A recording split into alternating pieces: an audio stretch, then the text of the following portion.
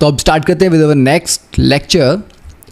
तो previous lecture में हमने नॉमेनक्लेचर के कुछ बेसिक रूल्स पढ़े और डिफरेंट फंक्शनल ग्रुप्स, उनके फॉर्मूलाज और उनको कैसे हम नेमिंग करेंगे वो हमने पढ़ा। तो अब कुछ क्वेश्चन हम सॉल्व कर लेते हैं। तो देखिए, first question is how many structural isomers can you draw for these 3 particular compounds. देखिए, उससे पहले आपको ये पता होना चाहिए कि आइसोमर्स क्या होते हैं और स्ट्रक्चरल आइसोमर्स क्या होते हैं। ठीक है, isomers are compounds having same molecular formula but different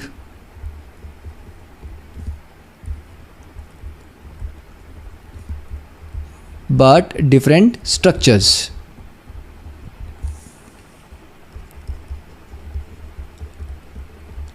ठीक है, तो यहां हम पर्टिकुलरली स्ट्रक्चरल आइसोमर्स की ही बात कर रहे हैं। ठीक है, आइसोमर्स स्ट्रक्चरल भी होते हैं, कुछ स्टीरियो होते हैं, बट हम स्टीरियो वाले एस्पेक्ट को नहीं देख रहे अभी हम।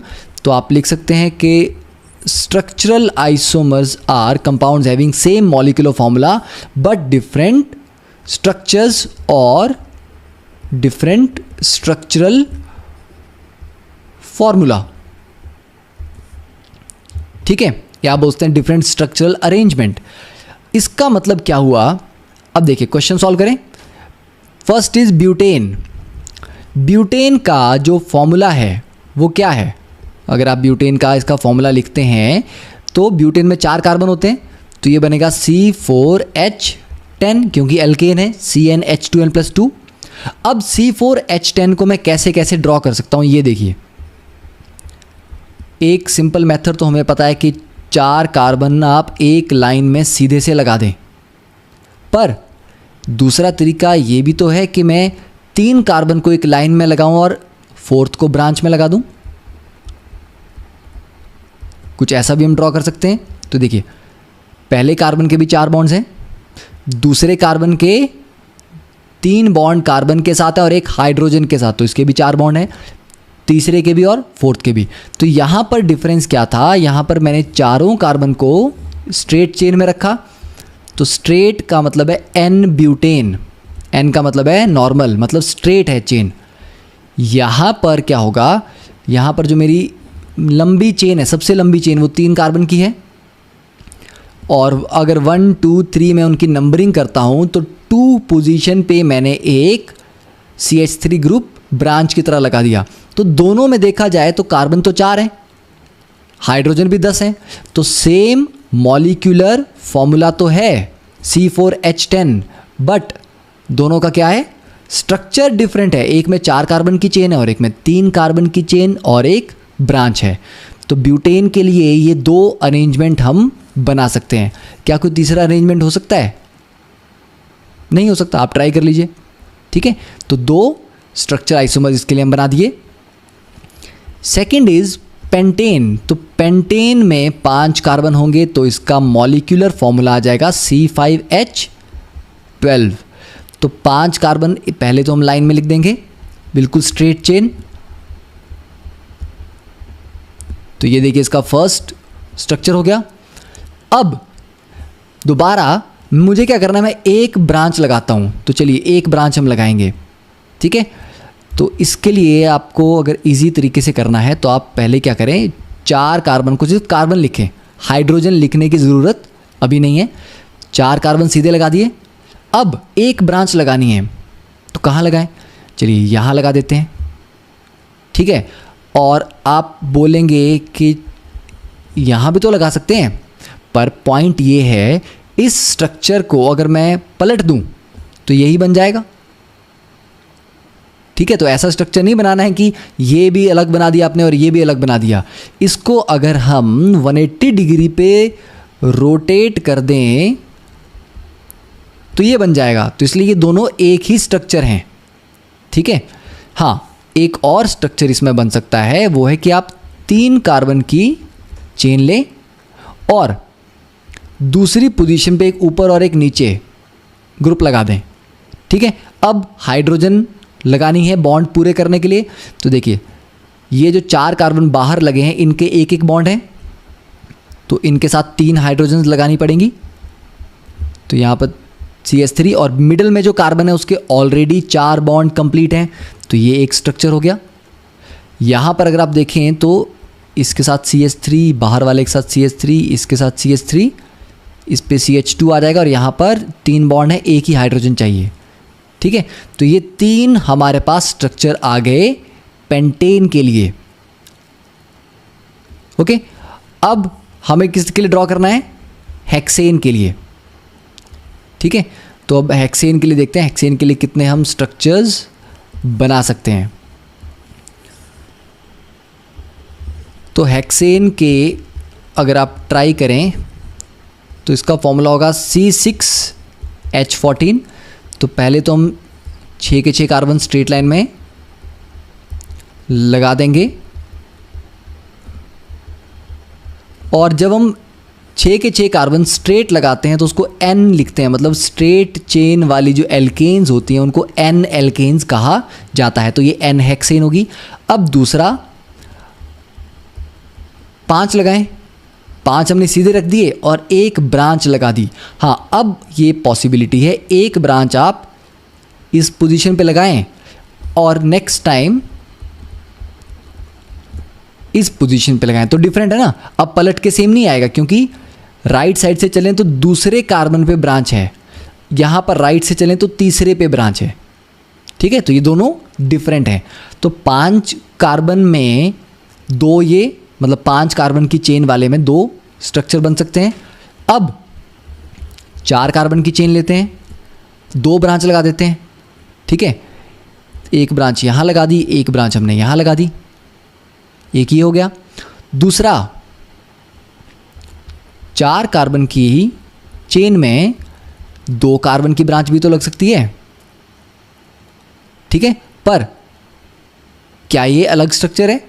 नहीं, देखिए ये स्ट्रक्चर और ये बिल्कुल सेम है। क्यों? अब ऐसा नहीं है कि लॉन्गेस्ट चेन का मतलब है कि सीधे ही चलना है। लॉन्गेस्ट चेन कोई भी हो सकती है। ये लॉन्गेस्ट चेन है, तो देखिए यहाँ से चले 1 2 3 4 5, तो ये 5 की चेन बनी और तीसरे पे ब्रांच।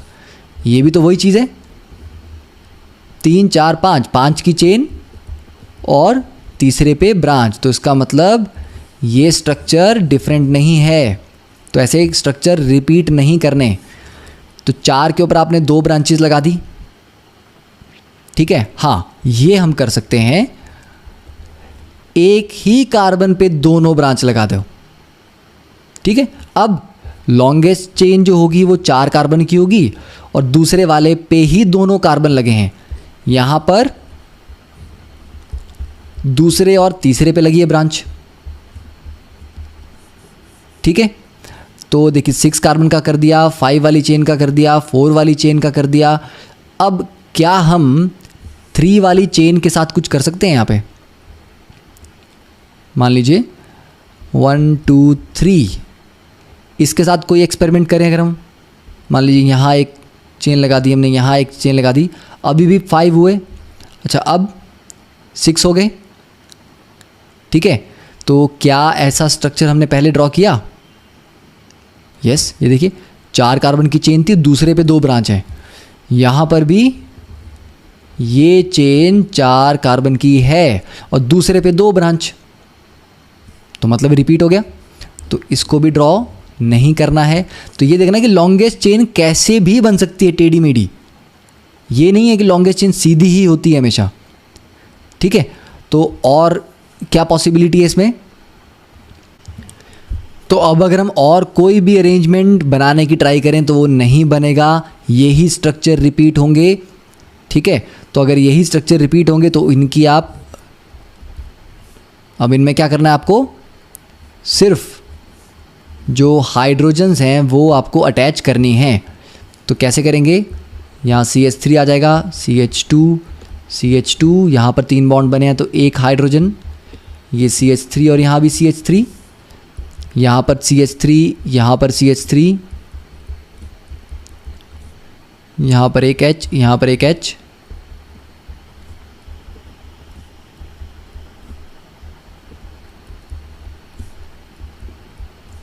तो इस तरह से आप डिफरेंट कंपाउंड्स के लिए प्रैक्टिस करें, क्योंकि ये जो आइसोमर्स हैं ये इस पे काफ़ी क्वेश्चंस कई बार पूछे जाते हैं और इनको आप याद नहीं रख सकते। आपको प्रैक्टिस कर कर के पता लगता है कि किस कंपाउंड के कितने आइसोमर्स बन सकते हैं। ठीक है, तो इस पे बहुत ज़्यादा प्रैक्टिस करने की ज़रूरत है।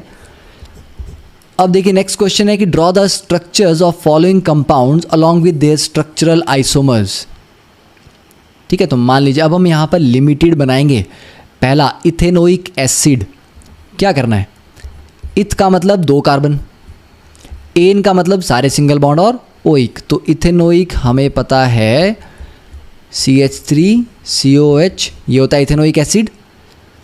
अब इथेनोइक एसिड का आइसोमर जो एक बनता है वो ये है HCOOCH3, ये एस्टर बनता है इसका। ठीक है, ये कार्बोक्सिलिक एसिड है। तो दोनों का अगर हम फॉर्मूला देखें तो क्या है, कार्बन कितने हैं, C2H4O2, तो यहाँ पे 2 कार्बन, 4 हाइड्रोजन, 2 ऑक्सीजन, तो सेम मॉलिक्यूलर फॉर्मूला और डिफरेंट स्ट्रक्चर्स, और इन दोनों को बेसिकली कहा जाता है फंक्शनल आइसोमर्स। ठीक है, स्ट्रक्चरल आइसोमर की ही एक फर्दर वैरायटी है फंक्शनल के। डिफरेंस है क्या, स्ट्रक्चर में तो डिफरेंस है, पर किस तरह का डिफरेंस है, तो डिफरेंस है फंक्शनल ग्रुप का। यहाँ पर कार्बोक्सिलिक एसिड है फंक्शनल ग्रुप और यहाँ पर एस्टर है COOR। ठीक है, बट हमने ये अभी नहीं पढ़ा है, बट स्टिल जस्ट एक नॉलेज के लिए, क्योंकि आप जैसे आगे पढ़ेंगे कल को अगर आप ये टॉपिक रिवाइज भी करते हैं तो आपको इन क्वेश्चन से थोड़ी हेल्प ही मिलेगी। Second is bromopentane.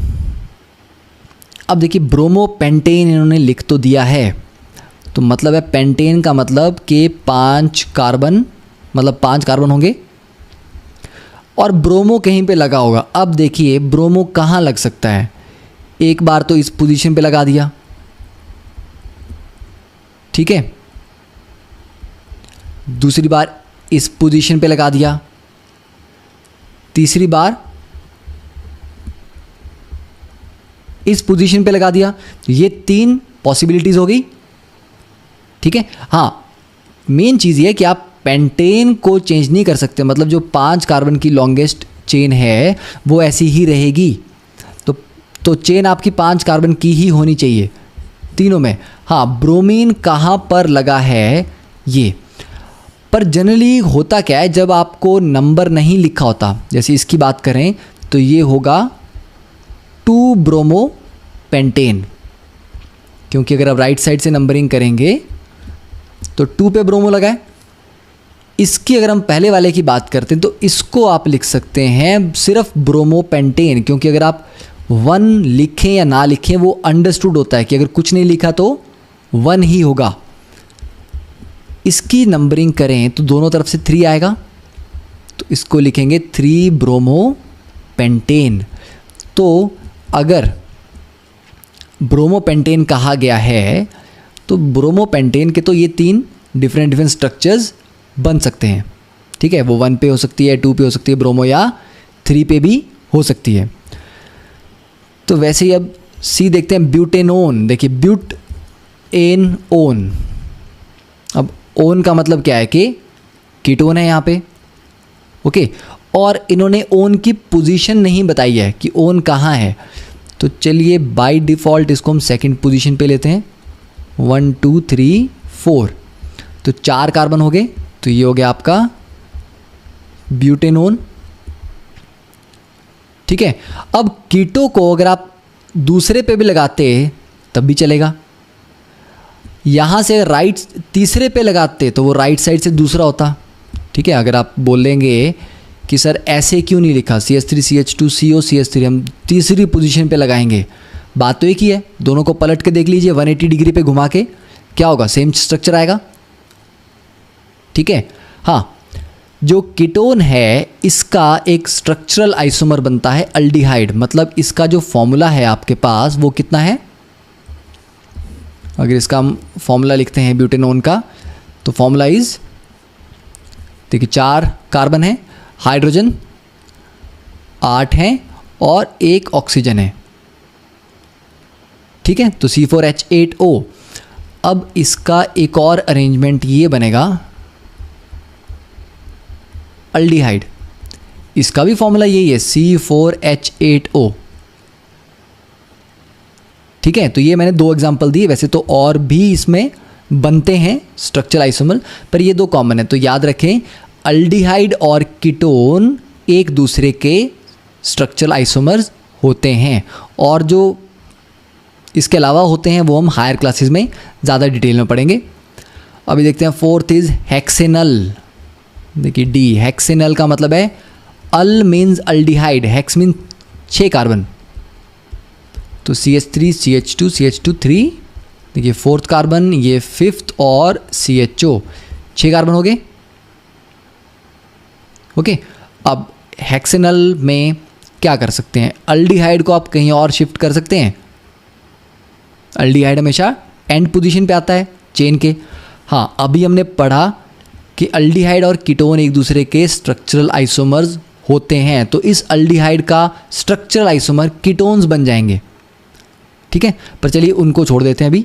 Just bromopentane ये वाला इंपॉर्टेंट पॉइंट था कि ब्रोमो कहाँ कहाँ लग सकती है।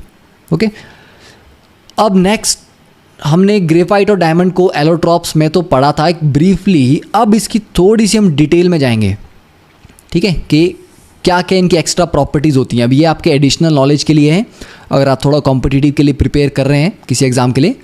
देखिए डायमंड की पहली प्रॉपर्टी है it is a colourless transparent substance with extra ordinary brilliance, बहुत शाइन करता है इसीलिए इतना महंगा है। High refractive index, refractive index का मतलब क्या होता है, जब लाइट एक मीडियम से दूसरे मीडियम में एंटर करती है तो लाइट बेंड होती है। ठीक है, आपने पढ़ा है फिजिक्स में कि जब एयर से लाइट वाटर में एंटर करे या ग्लास में एंटर करे, तो जब भी एक मीडियम से लाइट दूसरे मीडियम में जाती है तो वो थोड़ी सी बेंड होती है। हाँ, किस तरफ बेंड होगी ये डिपेंड करता है कि कौन से मीडियम की डेंसिटी कैसी है। ठीक है, तो ये याद रखिए कि हाई रिफ्रैक्टिव इंडेक्स का मतलब है ज़्यादा बेंडिंग। जितना ज़्यादा रिफ्रैक्टिव इंडेक्स उतनी ज़्यादा बेंडिंग, और जितनी ज़्यादा लाइट बेंड करेगी उसी की वजह से डायमंड की शाइन होती है। डायमंड की कटिंग इस तरह से की जाती है कि लाइट एक बार अंदर एंटर करती है तो काफ़ी बेंड करती है और काफ़ी बार अंदर ही डायमंड के अंदर स्ट्रक्चर में घूमती रहती है और फिर बाहर निकलती है, इसीलिए वो इतनी ज़्यादा ब्रिलियंस से शाइन करता है।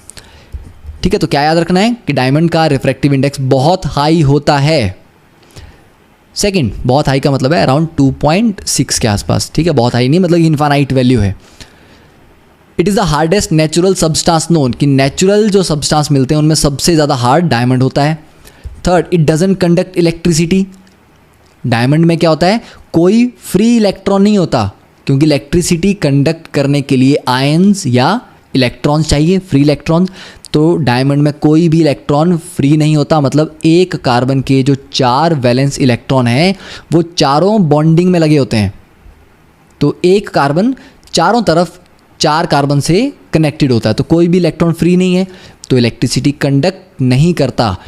It has highest known thermal conductivity, मतलब बहुत ज़्यादा थर्मल कंडक्टिविटी है, मतलब हीट इसमें बहुत इजीली फ्लो करती है। जैसे आप अगर एक गैस के ऊपर स्पून को रखते हैं फ्लेम पे, तो क्या होता है, जिस एंड को आपने फ्लेम पे रखा है वो एंड तो गर्म होगा, पर धीरे धीरे जहाँ से आपने स्पून को पकड़ा है वो एंड भी गर्म हो जाता है, मतलब हीट फ्लो कर रही है। तो डायमंड भी बहुत अच्छे से हीट को फ्लो कराता है, इसकी थर्मल कंडक्टिविटी बहुत ज़्यादा हाईएस्ट है। इसी से हम पता करते हैं कि कौन सा फेक डायमंड है। अगर आप फेक डायमंड लाते हो तो उसको चेक करने के लिए उसकी थर्मल कंडक्टिविटी से पता लगाया जाता है। फिर इसको और ग्रेफाइट को चेक करें तो ग्रेफाइट से ज़्यादा डेंसिटी है डायमंड की, मतलब डायमंड ज़्यादा भारी होगा, तो इसकी डेंसिटी है 3.5 ग्राम पर सेंटीमीटर क्यूब। और डायमंड कार्बन में जलता है तो क्या होता है, C+O2 गिव्स यू CO2, तो कार्बन डाइऑक्साइड गैस बनती है। और इसके स्ट्रक्चर में हर एक कार्बन 4 अलग कार्बन से अटैच्ड है थ्रू स्ट्रॉन्ग कोवलेंट बॉन्ड्स, और इसी वजह से इसका जो स्ट्रक्चर है वो इतना स्ट्रॉन्ग है, इसकी हार्डनेस इतनी ज़्यादा है। और इतनी ज़्यादा हार्डनेस की वजह से ये 4000 डिग्री सेल्सियस तक सबलाइम नहीं होता, मतलब 4000 डिग्री सेल्सियस तक ये सॉलिड ही रहेगा। उसके बाद ये मेल्ट नहीं होता, ये डायरेक्टली वेपर फेज में चला जाता है, that is it directly sublimes above 4000 degree Celsius. ठीक है, तो बहुत हाई टेम्परेचर है। तो यहाँ पर अगर आप ये डायग्राम देखें तो एक सेंटर पे कार्बन मान लीजिए, इसको हम पकड़ते हैं, ये कार्बन है, देखिए 1 2 3 और ये 4, 4 कार्बन से बॉन्डेड है। वैसे ये वाला कार्बन देख लीजिए तो 1 2 3 4, ये भी 4 से बॉन्डेड है। हर कार्बन यहाँ पर 4 कार्बन से बॉन्डेड है और एक 3 डायमेंशनल नेटवर्क स्ट्रक्चर बनता है, जिसकी वजह से डायमंड में इतनी ज़्यादा स्ट्रेंथ है। ओके, अब क्योंकि ये बहुत हार्ड है, इसको कहाँ यूज़ करते हैं? मार्बल काटने के लिए, ग्रेनाइट काटने के लिए, ग्लास काटने के लिए जो कटिंग नाइव्स होती हैं उनमें डायमंड लगता है। जैसे आपने कभी देखा होगा, ग्लास खरीदने कभी आप दुकान पे जाएंगे, ठीक है, बड़े बड़े ग्लास जो खिड़कियों में लगते हैं, थिक ग्लास दरवाज़ों में लगता है, तो उन्होंने देखा आप इस तरह का कुछ एक पेन जैसा होता है, इसके आगे ये जो निब है, ठीक है, ये जो आपको यहाँ पर निब दिख रही है, ये क्या है, यहाँ पर एक बहुत छोटा सा डायमंड का पीस लगा होता है, बहुत ही छोटा सा। और क्योंकि डायमंड बहुत सबसे हार्ड है, तो इसको आप जैसे ही पेन की तरह ग्लास की शीट के ऊपर चलाएंगे, वो ग्लास वहाँ से मतलब पूरा तो नहीं कटता, पर उसमें एक पूरा कट पड़ जाता है। उसके बाद आप उसको थोड़ा सा भी जोर लगाएं तो बिल्कुल वहाँ से टूट जाता है ग्लास। तो ग्लास काटने के लिए, ठीक है, मार्बल और ग्रेनाइट को काटने के लिए डायमंड के कटर्स यूज़ होते हैं। फिर क्योंकि ये इतना हार्ड है, इसको एज एब्रेसिव यूज़ करते हैं। ये आप पिक्चर देख सकते हैं, यहाँ पर क्या है, ये मेटल है और ये जो कटिंग डिस्क है, इसमें ऐसा नहीं पूरा डायमंड लगा हुआ है, बट डायमंड के बहुत ही बारीक पाउडर्ड फॉर्म में होगा, ये थोड़ा सा मिक्स किया हुआ। उससे क्या होगा, जब ये डिस्क घूमेगी तो ये इस सरफेस को क्या करेगा, स्मूथ करेगा। जैसे आप सैंड पेपर यूज़ करते हैं ना, रेगमाल, उससे क्या करते हैं आप, अगर वुडन सरफेस है उसको स्मूथ करने के लिए, तो वैसे मेटल्स को स्मूथ करने के लिए डायमंड के एब्रेसिव यूज़ किए जाते हैं, ठीक है, और हार्ड सरफेस को पॉलिश करने के लिए। ओके, तो ये हो गया डायमंड के बारे में पूरी डिटेल। अब ग्रेफाइट की डिटेल देख लेते हैं। तो ग्रेफाइट ग्रेइश ब्लैक सब्सटेंस होता है। कैसा होता है? Greyish black. तो जो आपकी जो पेंसिल्स हैं उनमें क्या लगा होता है, ये जो लेड पेंसिल बोलते हैं, ये लेड नहीं होता, ये ग्रेफाइट होता है। तो कलर आप देख सकते हैं, ये इसका रॉ फॉर्म होगी। ब्रिटल है, बहुत इजीली टूट जाता है, जबकि डायमंड बहुत स्ट्रेंथ वाला एलिमेंट है, सॉरी एलोट्रॉप है। It conducts electricity. यहाँ पर एक डिफरेंस है डायमंड और ग्रेफाइट में कि ये ग्रेफाइट इलेक्ट्रिसिटी कंडक्ट करता है। क्यों करता है? अब इसका ये लेयर्ड स्ट्रक्चर देखें। यहाँ पर एक हमने एटम पकड़ लिया, ये यहाँ पर 1 2 3 एटम से कनेक्टेड है, पर कार्बन के पास तो 4 वैलेंस इलेक्ट्रॉन होते हैं, तो फोर्थ कहाँ है? फोर्थ घूम रहा है, इधर उधर घूम रहा है, डीलोकलाइज है, मतलब फोर्थ अवेलेबल है। उसकी अवेलेबिलिटी की वजह से ही ग्रेफाइट इलेक्ट्रिसिटी कंडक्ट करता है। सेकंड, क्योंकि ये लेयर्ड स्ट्रक्चर है, देखिए ये एक लेयर हो गई, ये सेकंड लेयर हो गई, ये थर्ड लेयर, तो लेयर के ऊपर लेयर के ऊपर लेयर है, और लेयर इस एक दूसरे के ऊपर फिसल सकती हैं, स्लिप कर सकती हैं, इसीलिए ग्रेफाइट स्लिपरी होता है। इसको आप टच करेंगे तो स्लिपरी होगा। डेंसिटी इसकी डायमंड से कम है, इसकी 2.2 है, डायमंड की 3.5 थी। ल्यूब्रिकेंट की तरह यूज़ करते हैं इसको, ठीक है। कुछ मशीनरीज में जहाँ बहुत हाई टेम्परेचर हो या प्रेशर होता है, वहाँ पर आप ऑयल नहीं लगाते कभी कभी, ठीक है। कुछ ऐसी रिक्वायरमेंट होती है कि वहाँ लिक्विड नहीं जाना चाहिए, वहाँ पर ड्राई ल्यूब्रिकेंट होते हैं। तो ये आप पिक्चर देख सकते हैं, ये ग्रेफाइट ल्यूब्रिकेंट की ट्यूब है, इसे पाउडर फॉर्म में ग्रेफाइट निकलेगा, उसको एज ए ल्यूब्रिकेंट आप यूज़ कर सकते हैं, ठीक है। तो ल्यूब्रिकेंट का मतलब हमेशा ऑयल नहीं होता। And thermodynamically it is more stable then diamond, ठीक है, कि थर्मोडायनेमिक्स बोलती है कि ये ज़्यादा स्टेबल है डायमंड से। ओके, तो आई थिंक ग्रेफाइट और डायमंड हमने अच्छे से डिटेल में डिस्कस कर लिए। अब थोड़ा सा हम देखते हैं कि क्लासिफिकेशन ऑफ ऑर्गेनिक कंपाउंड जो हमने पढ़ तो लिया है, पर अब इसको क्विकली एक बार रिवाइज कर लेते हैं। देखिए, ऑर्गेनिक कंपाउंड्स क्या होते हैं? Compounds of carbon except oxides को हम काउंट नहीं करते। कार्बन के ऑक्साइड्स कौन कौन से होते हैं? कार्बन मोनोऑक्साइड, कार्बन डाइऑक्साइड, तो ये ऑर्गेनिक में नहीं आते, ये इनऑर्गेनिक में पड़े जाते हैं। फिर कार्बोनेट्स, जैसे कि मान लीजिए H2CO3 है, तो ये पार्ट CO3 जो है ये कार्बोनेट है। बाई कार्बोनेट जैसे NaHCO3, ये भी इनऑर्गेनिक में पढ़ा जाता है। तो ऑक्साइड, कार्बोनेट, बाइकार्बोनेट्स को छोड़ के बाकी जो कंपाउंड है वो ऑर्गेनिक में पढ़े जाते हैं। फिर कंपाउंड्स में ओपन चेन स्ट्रक्चर आते हैं। ओपन चेन जैसे कि स्ट्रेट चेन, आपने लिख दिया CH3 CH2 CH2 CH3, मतलब सीधी चेन है, टेढ़ी मेढ़ी हो सकती है पर रिंग नहीं है, ठीक है। टेढ़ी मेढ़ी चेन का मतलब क्या है कि ब्रांचेज हो सकती हैं बट रिंग नहीं होगा। साइक्लिक में क्या है, जैसे ये देखिए 3 कार्बन का साइकिल बना दिया, 4 कार्बन का बना दिया, 5 कार्बन का, 6 का, 7 का, 8 का, मतलब साइकिल होगा कोई ना कोई, ठीक है। तो ओपन चेन में हाइड्रोकार्बन्स आ गए और उसके डेरिवेटिव आ गए। तो हाइड्रोकार्बन तो हाइड्रोजन और कार्बन के होते हैं, उनमें सैचुरेटेड होंगे जिसमें सारे के सारे कार्बन सिंगल बॉन्ड कार्बन होंगे। अनसैचुरेटेड के 2 कैटेगरी आ गई, एल्कीन जहाँ पर कार्बन डबल बॉन्ड कार्बन है, एल्काइंस में कार्बन ट्रिपल बॉन्ड कार्बन है। हाइड्रोकार्बन डेरिवेटिव जैसे कि हाइड्रोजन हटा के आपने क्लोरीन लगा दिया तो CH3CH2Cl बन गया, OH लगा दिया तो CH3CH2OH बन गया, ठीक है। तो ये डेरिवेटिव हो गए। फिर साइक्लिक में 2 टाइप के होते हैं, होमोसाइक्लिक, होमो मीन्स सेम, तो होमोसाइक्लिक में सारे एटम सेम होते हैं, मतलब साइकिल के जो सारे एटम है वो कार्बन ही होंगे, ठीक है। होमोसाइक्लिक जैसे ये स्ट्रक्चर है, यहाँ पर 5 एटम है तो पांचों के पांचों क्या है, कार्बन है। अब आप बोलेंगे कार्बन ही तो होते हैं हमेशा, कार्बन के अलावा तो कुछ होता ही नहीं है। नहीं, हेट्रोसाइक्लिक भी होते हैं। हेट्रो का मतलब है कार्बन के अलावा कोई बाहर का एलिमेंट भी हो सकता है, जैसे कि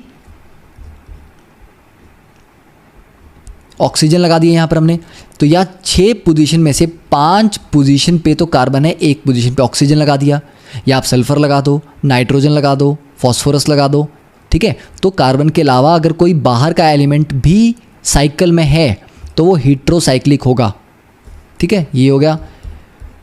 फिर एक हमारे पास इस तरह का स्ट्रक्चर हो सकता है,